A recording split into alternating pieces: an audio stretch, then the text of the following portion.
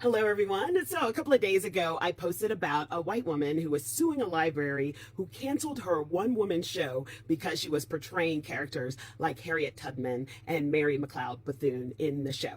So, I want to thank everyone who's been continuing the conversation in the comments, and I wanted to respond back to some of the comments that I'm seeing because I think that they are common questions.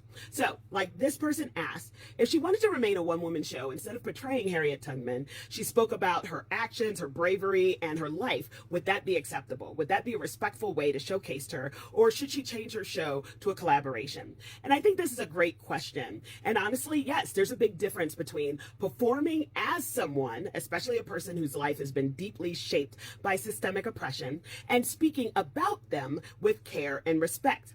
When we center the storytelling around honoring, teaching, and reflecting rather than embodying, it can feel much more appropriate, especially if there's no shared identity or lived experiences from the person who is doing the program. And if someone wanted to go even further, collaboration can be a powerful way to deepen their respect, bringing in people from the community whose story is being told. That's how we move from telling about to telling with, and that's where the connection lies. Now, this person said, she can play these women. I disagree. And I appreciate this person for saying that plainly because they're not alone. Some people do believe that artists should be able to play any role, and I hear that. But my invitation is to think a little deeper, not just about what's allowed, but what's responsible. Harriet Tubman wasn't just a character. She was a real woman whose entire life was shaped by surviving and resisting a system designed by white supremacy. When someone who hasn't lived with the weight of that system portrays her, it can feel like we're overlooking the very power imbalance that she fought against. That's the piece we're asking people to hold with care. Okay, and lastly, this person asks, does it mean that a white child shouldn't be allowed to read Maya Angelou poetry on a stage at school? I'm confused.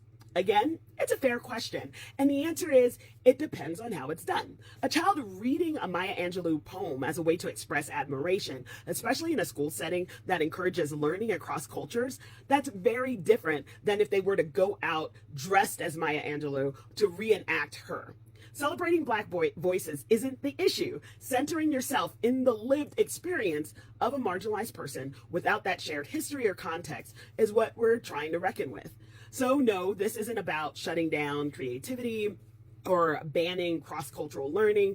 It's about understanding that history comes with a weight. And when we hold someone's story, we also carry their struggle. And that deserves some thoughtfulness, that deserves some care. We're not saying don't engage. We're saying engage maybe differently, with humility, with awareness, and with a willingness to reflect on the impact, not just the intention. So I want to thank you all for being a part of the conversation. I really, really mean that. I think that these are not clear-cut issues, and I know, that some people bristle about being told what they can or can't do. So this is just guidance. Like, I can't direct what you do in your life. I'm just trying to tell you why some people, might hold offense to certain things. All right. Thank you very much. Have a great day.